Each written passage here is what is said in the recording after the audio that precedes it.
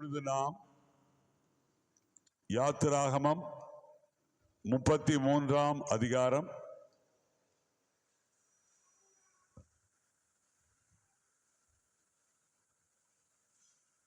12ஆம் வசனத்திலிருந்து 15ஆம் வசனம் வரைக்கும் நாம் சேர்ந்து வாசிப்போம். The book of Exodus chapter 33 verses 12 to 15. யாத்திராகமம் 33ஆம் அதிகாரம் 12ஆம் வசனத்திலிருந்து 15ஆம் வசனம் வரைக்கும் நாம் சேர்ந்து வாசிப்போம். மோசே கர்த்தரை நோக்கி, தேவரீர் இந்த ஜனங்களை அழைத்து கொண்டு போ என்று சொன்னீர், ஆகிலும் என்னோடு கூட இன்னாரை அனுப்புவேன் என்பதை எனக்கு நீர் அறிவிக்கவில்லை. என்றாலும் உன்னை பெயர் சொல்லி அழைத்து அறிந்திருக்கிறேன் என்றும் என் கண்களில் உனக்கு கிருபை கிடைத்தது என்றும் தேவரீர் சொன்னது உண்டே. உம்முடைய கண்களில் இப்பொழுது எனக்கு கிருபை கிடைத்ததானால் உம்மை அறிவதற்கும் உம்முடைய கண்களில் எனக்கு கிருபை கிடைப்பதற்கும் உம்முடைய வழியை எனக்கு அறிவியும். இந்த ஜாதி உம்முடைய ஜனம் என்று நினைத்தருளும். அதற்கு அவர், என் சமூகம் உனக்கு முன்பாக செல்லும், நான் உனக்கு இளைப்பாறுதல் தருவேன் என்றார். அப்பொழுது அவன் அவரை நோக்கி, உம்முடைய சமூகம் என்னோட கூட செல்லாமல் போனால் எங்களை இவ்விடத்திலிருந்து கொண்டு போகாதிரும் என்று சொன்னார். அல்லேலூயா. உட்காருங்கள்.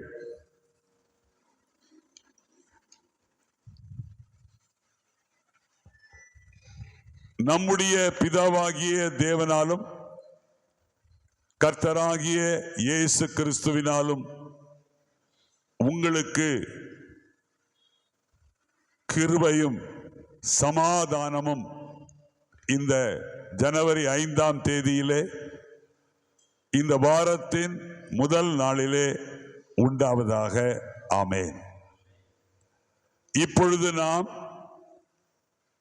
யாத்திராகமம் 33ஆம் அதிகாரம் 14ஆம் வசனத்தை வாசிப்போம்.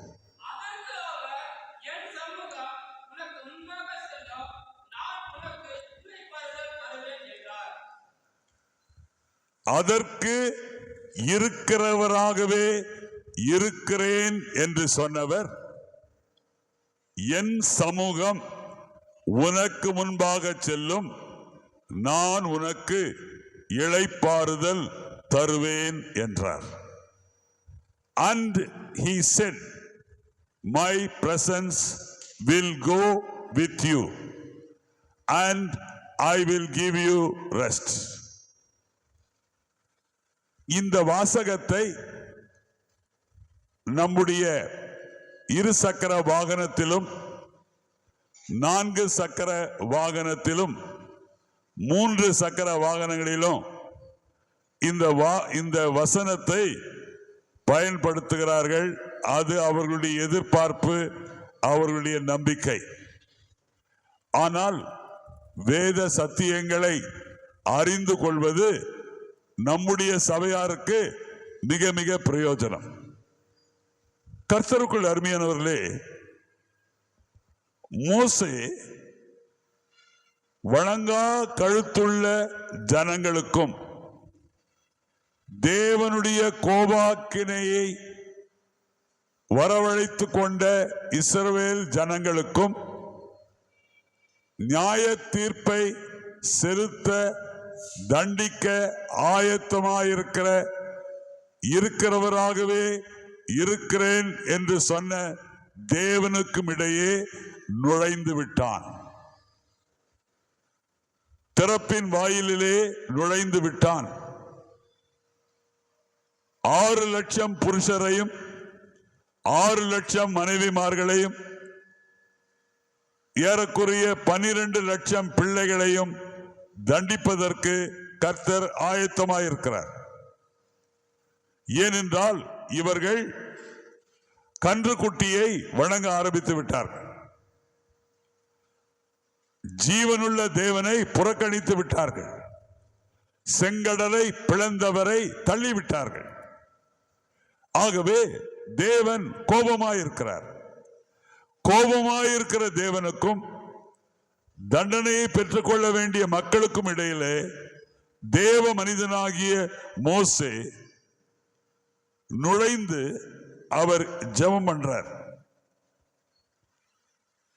என்ன ஜெபம் பண்றாரு? உம்முடைய கண்களில் எனக்கு கிருபை கிடைக்கணும். கிடைத்ததானால் நான் என்ன செய்வேன்? உம்மை அறிவேன். உம்முடைய கண்களில் கிருபை கிடைப்பதற்கும் உம்முடைய வழியை எனக்கு அறிவியும். இந்த ஜனம் உம்முடைய ஜனம் என்று நினைத்தருளும் என்று உருக்கமாக மோசே ஜெபிக்கிறார். கர்த்தருக்குள் அருமையானவர்களே, 2025 ஆண்டினுடைய துவக்கத்திலே நாம் இருக்கிறோம். 365 நாட்களும் நமக்கு என்ன தேவை என்றால் பணம் தேவைதான். நமக்கு வேலை தேவை, வீடு தேவை, ஆஸ்தி தேவை, சொத்துக்கள் தேவை, பொன் தேவை, பொருள் தேவை, எல்லாமே தேவைதான். ஆனால் நமக்கு மிக மிக மிக அதிகமான தேவை உள்ளது தேவனுடைய பிரசன்னம். அல்லேலூயா, அல்லேலூயா. ஆகவே இந்த ரேடியன் திருச்சபையில் இருக்கிற தேவனுடைய பிள்ளைகளாகிய நமக்கு வாழ்க்கையிலே முன்னேற்றம் பெறுவதற்கு தேவ பிரசன்னம் 100க்கு 100 தேவைப்படுகிறது. தேவ பிரசன்னம் இல்லாமல் ஒரு காலம் நீங்கள் வாழ்க்கையில முன்னேற்றம் பெறவே முடியாது. ஆமென். மோசேயும் இஸ்ரவேல் புத்திரரும் தேவனுடைய பிரசன்னம் செல்லாவிட்டால் நாங்கள் புறப்படவே மாட்டோம் என்று மோசே வலியுறுத்தினார். தேவனிடம் சொன்னார், நீர் எங்களோடு கூட வராவிட்டால் எங்களை இவ்விடத்திலிருந்து புறப்பட செய்யாதேயும் என்று வசனம் 15 அவர் சொல்றார். ஆமென். ஆகவே வசனம் 30 யாத்திராகமம் 33:15 வாசியுங்கள்.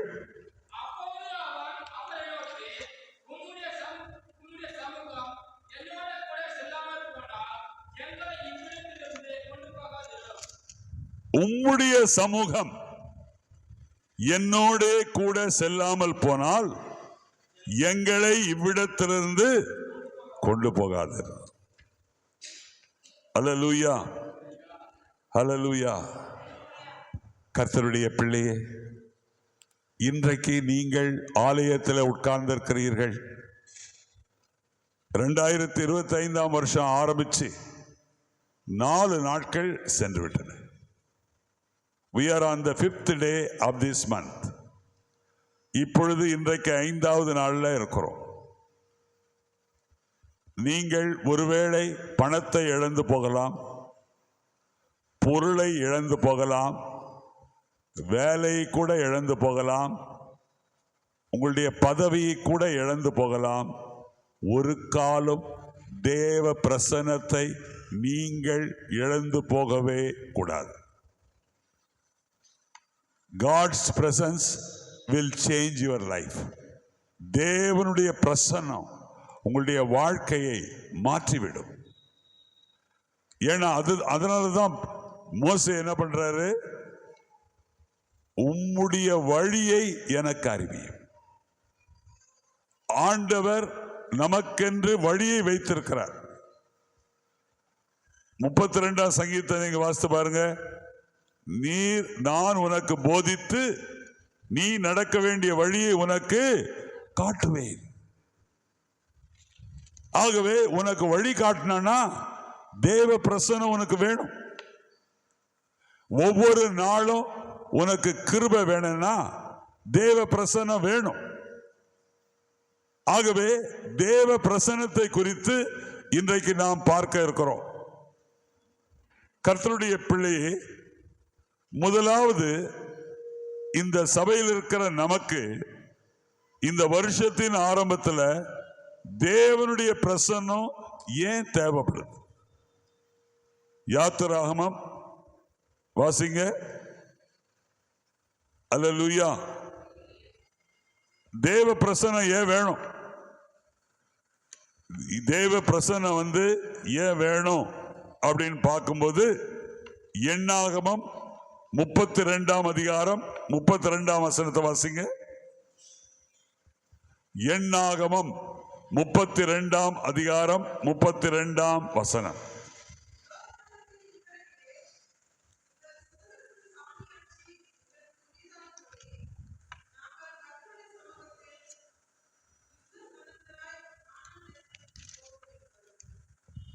எதனா விளங்குதுங்களா சிஸ்டர் உங்களுக்கு? யோர்தானுக்கு இக்கரையிலே எங்கள் சுதந்திரத்தின் காணியாட்சி எங்களுக்கு உரியதாகும்படி நாங்கள் கர்த்தருடைய சமூகத்தில் யுத்த சன்னத்தராய் கானான் தேசத்துக்கு போவோம். எகிப்திலிருந்து புறப்படும் போது ஏறக்குறைய 25 லட்சம் பேர் தைரியசாலிகளாய் இல்லை, கோழைகளாய் இருந்தார்கள். ஆனா தேவ பிரசன்னம், தேவ சமூகம் பயந்த முயலை போல் இருந்த இஸ்ரவேல் மக்கள் இப்பொழுது தேவ சமூகத்தினால கோழையை விசுவாச வீரராய் மாற்றினதை நாம் பார்க்கிறோம். இஸ்ரவேல் மக்கள் தேவ சமூகத்தில் வல்லமை இருக்கிறதை உணர்ந்தார்கள். ஆகவேதான் அவங்க சொல்றாங்க, மோசேயை பார்த்து சொல்றாங்க, நாங்கள் கர்த்தருடைய சமூகத்தில் யுத்த சன்னத்தராய் கானான் தேசத்துக்கு போவோம் அப்படின்றாங்க. கர்த்தருடைய பிள்ளையே, இந்த 5ஆம் தேதி தேவ பிரசன்னம், தேவனுடைய சமூகம் உன்னோடு இருக்குமானால் சங்கீதக்காரனை போல நீ என்ன சொல்லுவாய்? சங்கீதம் 46:11 என்ன சொல்றாரு? சேனைகளின் கர்த்தர் நம்மோடு இருக்கிறார், யாக்கோபின் தேவன் நமக்கு உயர்ந்த அடைக்கலமானவர். ஆகவே கர்த்தர் உன்னோடு கூட எப்படி இருக்கிறாரு? சேனைகளின் கர்த்தராய் இருக்கிறார். ஹல்லேலூயா. ஆகவே கர்த்தருக்குள் அருமையானவர்களே, இந்த நாட்டினுடைய ஜனாதிபதி காட்பாடிக்கு வருவாரானால் ஜனாதிபதிக்கு முன்பாக ராணுவ பாதுகாப்பு இருக்கும், ஜனாதிபதிக்கு முன்பாக போலீஸ் பாதுகாப்பு இருக்கும். அதற்கு பிற்பாடுதான் ஜனாதிபதி வருவார்.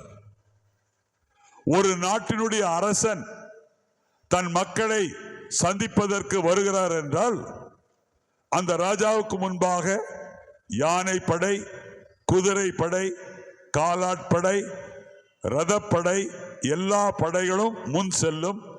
அதற்கு பிற்பாடுதான் ராஜா வருவார். இன்றைக்கு ஆண்டவர் இந்த திருச்சபையிலே உட்கார்ந்து இருக்கிற உன்னை மேன்மைப்படுத்த விரும்புகிறார். காரணம் என்ன? நமக்கு முன்பாய் செல்லுகிறவர் ராஜா அல்ல, ராஜாதி ராஜா. நமக்கு முன்பாக செல்லுகிறவர் சாதாரண ஒரு போலீஸ் அதிகாரி அல்ல, ஒரு ராணுவ அதிகாரி அல்ல, ஒரு யானை படை சேர்ந்தவர் அல்ல, ஒரு ரதப்படையை சேர்ந்தவர் அல்ல. அகில உலகத்தையும் ஏன் நம்மையும் தாயின் கர்ப்பத்தில் உருவாக்கின தெய்வம். ஆகவே கர்த்தர் தம்முடைய பிரசன்னத்தை இன்றைக்கு உனக்கு கொடுத்து உன்னை கர்த்தர் மேன்மைப்படுத்த விரும்புகிறார். அல்லேலூயா, அல்லேலூயா. ஆகவே தான் சங்கீதக்காரன் என்ன சொல்றான்? சங்கீதம் 18:29 உம்மாலே ஒரு சேனைக்குள் பாய்வேன், உம்மாலே என் தேவனாலே ஒரு மதிலை தாண்டுவேன். கர்த்தருடைய பிள்ளையே, உனக்கு இந்த வருஷத்தின் துவக்கத்தில் வல்லமை தேவை. அந்த வல்லமையை பெற்றுக்கொள்ள கர்த்தருடைய சமூகத்தை இன்றைக்கு பெற்றுக்கொள். கர்த்தர் உன்னோடு இருக்க விரும்புகிறார். ஃபாதர் பெர்க்மான்ஸ் பாடினார், உம்மோடு இருப்பதுதான் என் உள்ளத்தின் வாஞ்சை, உம் சித்தம் செய்வதுதான் என் இதயத்தின் ஏக்கம். கர்த்தருடைய பிள்ளையே, உனக்கு வல்லமை வேணுமா? தேவ பிரசன்னத்துக்கு வா, தேவ சமூகத்துக்கு வா. தேவ சமூகத்தை 2025 வருஷத்துல நீ இழந்து போகாதே. அடுத்தபடியாக நாம் பார்க்கிறோம் சங்கீதம் 16:11. சங்கீதம் 16:11 வாசிங்க.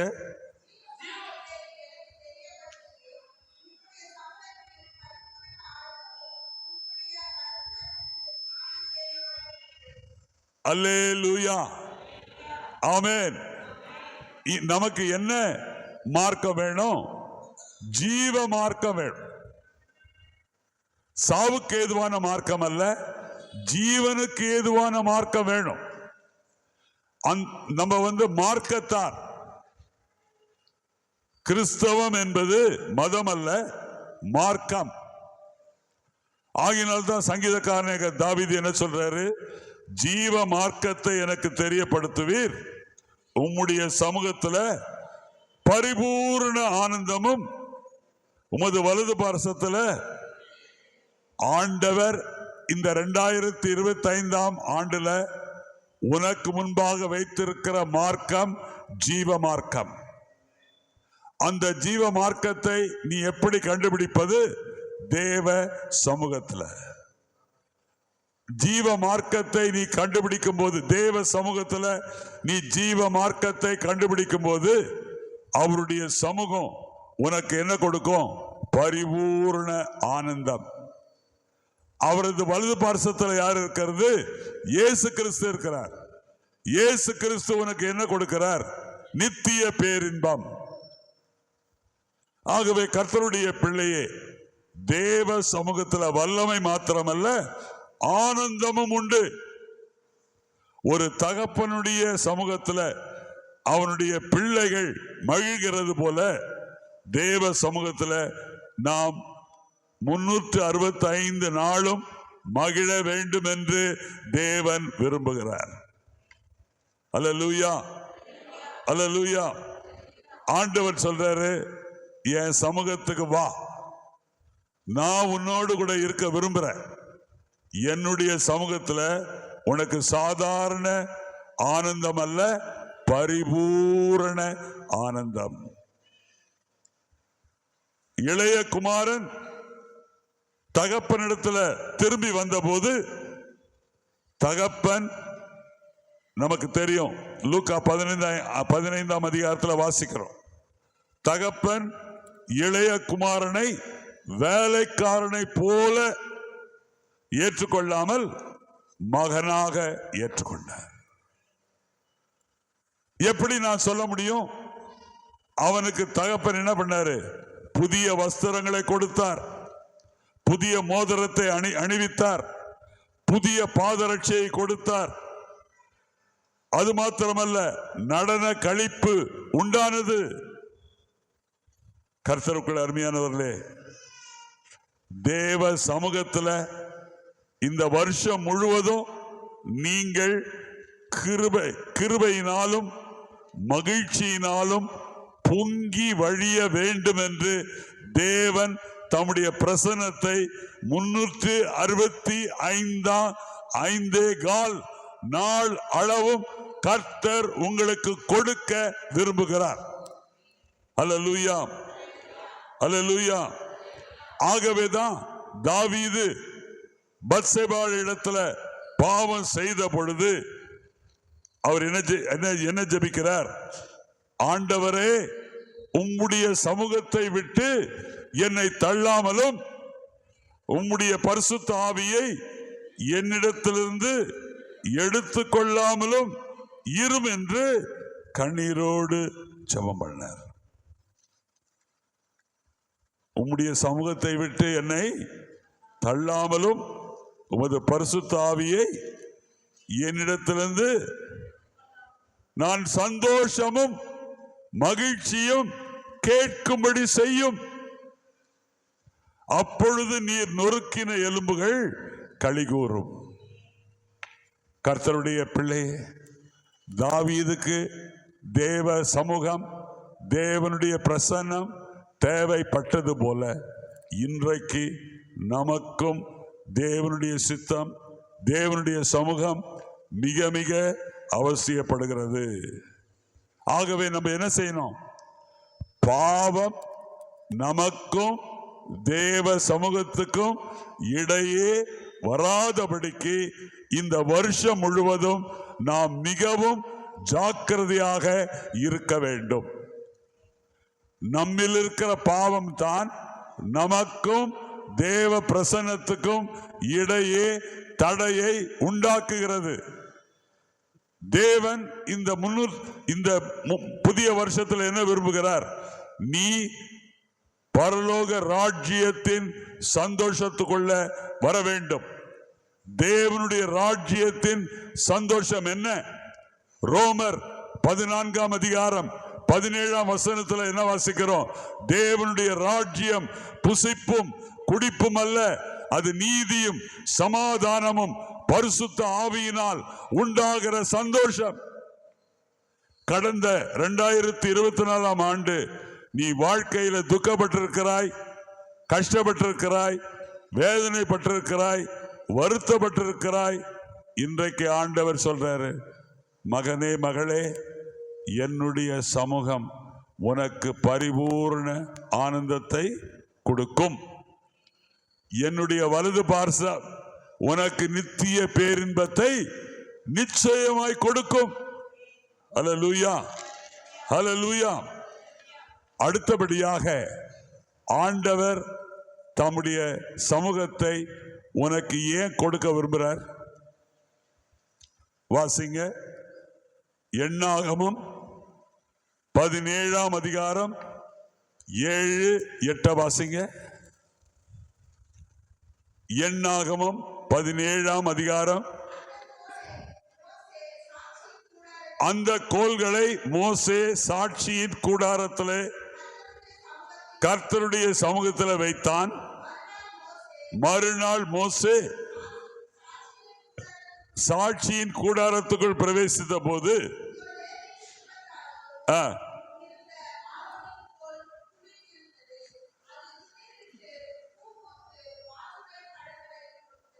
அல்லேலூயா. கர்த்தருடைய பிள்ளையே, உன்னுடைய வாழ்க்கை, நல்ல கவனி, உன்னுடைய வாழ்க்கை தேவ பிரசன்னத்துக்குள்ளே கொண்டு வரப்பட வேண்டும். When they brought Aaron's rod,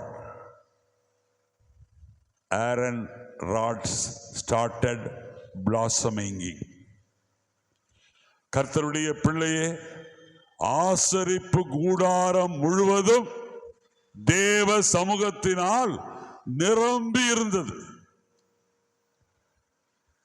அங்கே மகா பரிசுத்த ஸ்தலத்தில் ஆரோனுடைய கோல் வைக்கப்பட்டது. வைக்கப்பட்ட போது அற்புதம் நடந்தது. கர்த்தருடைய பிள்ளையே, உன் வாழ்க்கையை இந்த ஞாயிற்றுக்கிழமை 5ஆம் தேதி அதி பரிசுத்த ஸ்தலத்தில் இருக்கிற தேவனுடைய பிரசன்னத்தில் நீ உன் வாழ்க்கையை சமர்ப்பிக்கும் போது இதுவரைக்கும் துளிர்க்காத, வறண்டு போயிருக்கிற, வேரில்லாத, கிளை இல்லாத கோல் துளிர்க்க ஆரம்பிக்கும். ஆமென். விசுவாசிக்கிறியா? ஹல்லேலூயா, ஹல்லேலூயா.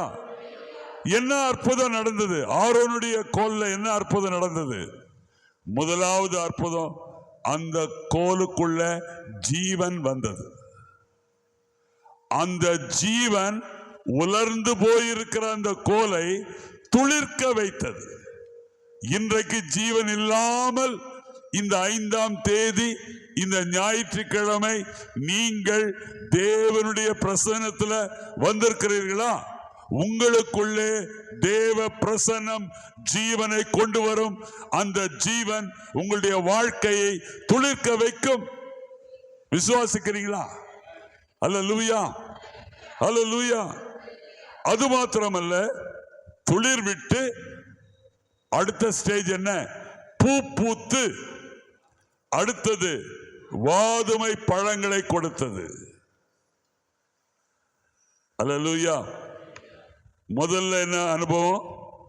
துளிர் விடுகிற அனுபவம். துளிர் விடுகிற அனுபவம் என்ன அர்த்தம்? கிறிஸ்தவ வாழ்க்கையின் வளர்ச்சி, ஒரு புதிய அனுபவம். இந்த 2025 வருஷத்துல உன்னுடைய வாழ்க்கையில ஒரு புதிய அனுபவம். அடுத்தது என்ன அனுபவம்? துளிர் விட்ட உடனே என்ன அனுபவம்? பூ பூக்கிற அனுபவம். பூ எதை குறிக்கும்? எதை கொடுக்கும்? வாசனை கொடுக்கும். நீ கர்த்தருடைய சமூகத்தில் இருந்தாயானால் துளிர் விடுவது மாத்திரமல்ல, உன்னுடைய ஜீவியம் ஜீவ வாசனையை வீசுகிற ஜீவியமாய் மாறும். அல்லேலூயா, அல்லேலூயா. அது மாத்திரமல்ல, அடுத்தது என்ன செய்தது? வாதுமை பழங்களை கொடுத்தது. வாதுமை பழம்னா என்ன அர்த்தம்? அல்லேலூயா, ஆமென். கர்த்தர் உன்னை என்ன பண்றாரு? துளிர்த்த வாசனை வீசி மலர்ந்த அந்த கோல் என்ன கொடுத்தது? கனிகளை கொடுத்தது.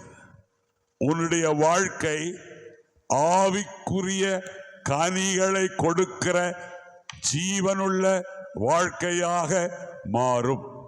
அல்லேலூயா. ஆவியின் கனி என்ன? கலாத்தியர் 5:22-23 என்ன வாசிக்கிறோம்? ஆவியின் கனியோ அன்பு, சந்தோஷம், சமாதானம், நீடிய பொறுமை, தயவு, நற்குணம், விசுவாசம், சாந்தம், இச்சையடக்கம். அல்லேலூயா. ஆகவே தேவனுடைய சமூகத்துக்கு தவறாமல் ஞாயிற்றுக்கிழமைகள்ல நீங்கள் வருவீர்களானால் உங்களுடைய சரீரத்தில் அற்புதம் நடக்கும், உங்க ஆத்மாவில் அற்புதம் நடக்கும், உங்க ஆவியில அற்புதம் நடக்கும். உங்க சரீரத்தில் நடக்கும், உங்க ஆத்மாவில் நடக்கும், உங்களுடைய ஆவியில நடக்கும். முதல் அற்புதம் என்ன? துளிர்க்கிற அனுபவம். இரண்டாவது அற்புதம் என்ன? வாசனை வீசுகிற அனுபவம். மூன்றாவது அற்புதம் என்ன? கனி கொடுக்கிற அனுபவம். இந்த மூன்றும் இந்த வருஷத்துல உங்களுடைய வாழ்க்கையில அற்புதம் நடக்கணும்ட்டு நான் வாஞ்சிக்கிறேன், இயேசுவும் வாஞ்சிக்கிறார், பிதாவானவரும் வாஞ்சிக்கிறார். அல்லேலூயா. அடுத்தது வாசிங்க, சங்கீதம் 96:6. சங்கீதம் 96:6.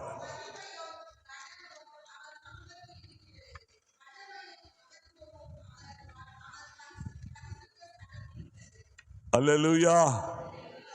4 காரியங்களை பார்க்கணும். என்னென்ன காரியம்? மகிமை, கனம். அடுத்தது வல்லமை, மகத்துவம். தேவன் எங்கு உள்ளாரோ அங்கே வல்லமை உண்டு, பலன் உண்டு. அது மாத்திரம் அல்ல, என்ன உண்டு? சந்தோஷம் உண்டு. கர்த்தர் உன்னை மகிமையினாலும் கலத்தினாலும் முடிசூட்ட விரும்புகிறார். அல்லேலூயா. மகிமையும் கனமும் அவருடைய சமூகத்தில் இருக்கிறது. ஆதாமும் ஏவாளும் மகிமையை இழந்து போயிட்டாங்க. பாவம் செய்து மகிமை என்ன பண்ணிட்டாங்க? இழந்து போயிட்டாங்க.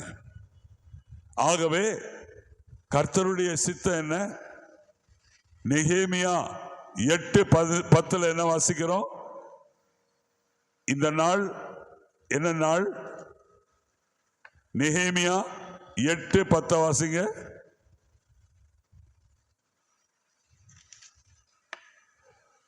இந்த நாள் நம்முடைய ஆண்டவருக்கு பரிசுத்தமான நாள். விசாரப்பட வேண்டாம். கர்த்தருக்குள் மகிழ்ச்சியா இருப்பதே நம்முடைய பலன். ஆகவே கர்த்தருக்குள் அருமையானவர்களே, தேவ சமூகத்தில் என்ன உண்டு? கனமும் மகிமையும் உண்டு. அவரது பரிசுத்த ஸ்தலத்தில் என்ன உண்டு? வல்லமையும் மகத்துவமும் உண்டு. ஆகவே கர்த்தருக்குள் அருமையானவர்களே, ஆண்டவர் உன்னை கனப்படுத்த விரும்புகிறார். ஆண்டவர் இழந்து போன மகிமையை திரும்பவும் உனக்கு கொடுக்க விரும்புகிறார். அல்லேலூயா. எபிரேயர் 2ஆம் அதிகாரத்தை எடுங்கள். எபிரேயர் 2ஆம் அதிகாரம், அல்லேலூயா, 7ஆம் வசனத்தை வாசிங்க.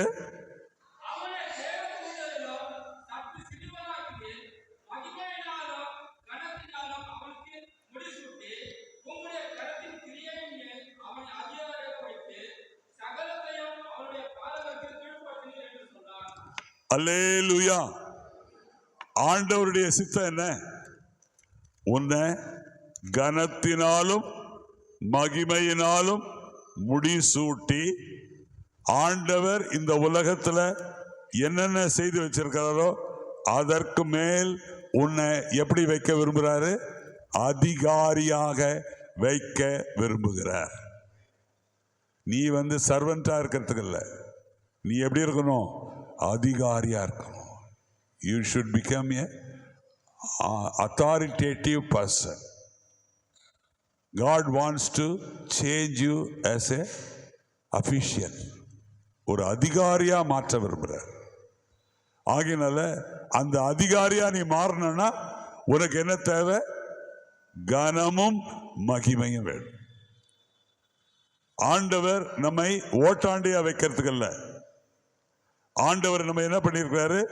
தேவ தூதரிலும் சற்று சிறியவனாக்கி மகிமையினாலும் கனத்தினாலும் நம்மை முடிசூட்டி, ஆண்டவருடைய கரத்தின் கிரியைகளின் மேல் நம்மை கர்த்தர் அதிகாரியாய் வைத்து, நம்முடைய பாதங்களுக்கு பிசாசுனுடைய ஆட்சியை கீழே வச்சிருக்கிறார். பிசாசு எங்க இருக்கிறான்? மத்திய ஆகாயத்தில் இருக்கிறான். அவனுடைய தலைக்கு மேல நம்முடைய கால் இருக்கு.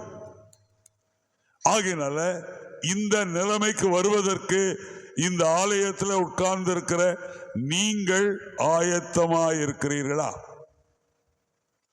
சங்கீதக்காரன் சொல்றாரு, மகிமையும் கனமும் அவருடைய சமூகத்தில் இருக்குது. கண்டு கொண்டேன் ஒரு புதையல், பெற்றுக்கொண்டேன் ஒரு பொக்கிஷம். இயேசுதான் என் ரட்சகர், இயேசுதான் என் ராஜா. கர்த்தருடைய பிள்ளையே, இன்றைக்கு நீ ஆலயத்துக்கு எந்த நிலைமையில வந்திருந்தாலும் சரி, உனக்கு கர்த்தர் கொடுக்கிற தீர்க்க தரிசன வசனம் என்ன தெரியுங்களா? கர்த்தர் கொடுக்கிற தீர்க்க தரிசன வசனம் என்ன தெரியுங்களா? நீ கர்த்தருடைய சமூகத்துல காத்திரு. கர்த்தருக்கு காத்திருக்கிறவர்களோ புதுபலன் அடைந்து கழுகுகளை போல சட்டைகளை அடித்து எழும்புவார்கள். அவர்கள் ஓடினாலும் இளைப்படையார்கள், நடந்தாலும் சோர்ந்து போகார்கள். கர்த்தருடைய பிள்ளையே, உன்னுடைய வாழ்க்கையில் என்ன வேணும்? தேவனுடைய சமூகம். மோசே ஒரு தேவ மனிதன். அவனுக்கு என்ன தேவைப்பட்டது? உம்முடைய பிரசன்னம். அல்லேலூயா, ஆமென். எல்லாரும் எழுப்பி நிற்போமா? ராஜா உம் பிரசன்னம் போதுமையா, எப்போதும் எனக்கு போதுமையா. ராஜா உம் பிரசன்னம் போதுமையா, எப்போதும் எனக்கு போதுமையா. பிரசன்னம் பிரசன்னம் தேவ பிரசன்னம். ஆஹா பிரசன்னம் பிரசன்னம் தேவ பிரசன்னம். அதிகாலமே தேடுகிறேன், அதிகாலமே தேடுகிறேன், ஆர்வமுடன் நாடுகிறேன், ஆர்வமுடன் நாடுகிறேன். உம் பிரசன்னம் பிரசன்னம் தேவ பிரசன்னம். ஆஹா பிரசன்னம் பிரசன்னம் தேவ பிரசன்னம். எல்லாம் சேர்ந்து சொல்லுங்க. அதற்கு அவர், என் சமூகம் உனக்கு முன்பாக செல்லும், நான் உனக்கு இளைப்பாறுதல் தருவேன். அப்பொழுது மோசே அவரை நோக்கி, உம்முடைய சமூகம் என்னோடே கூட செல்லாமல் போனால் எங்களை இவ்விடத்திலிருந்து கொண்டு போகாதிரும். மறுபடியும் சொல்லுங்க. அப்பா பிதாவே, அன்பான தேவா, இந்த 2025ஆம் ஆண்டிலே உம்முடைய சமூகம் என்னோட கூட செல்லாமல் போனால் எங்களை எந்த இடத்திற்கும் கொண்டு போகாதிரும். அல்லேலூயா அல்லேலூயா ஆமென்.